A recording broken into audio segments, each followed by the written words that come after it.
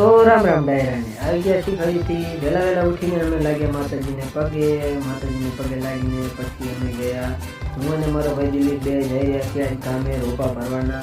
Tractor લઈને અમે ગયા વારી ગયા હતા. વચ્ચે ગાય વાવી દેખો કેટલી મસ્ત હતી. પછી અહીંયા નવસંગીએ પહોંચીને અમે ભર્યા રોપા ટોલામાં રોપ્યા. ભર્યા બાદ અમે વિડીયો બનાવ્યો. ટ્રેક્ટર ચલાવવું હતું મારે, પણ ટ્રેક્ટર મને આવડતું નથી. ખાલી અંદર જઈને બેઠો, આવડતું નથી ટ્રેક્ટર, શું કરવું.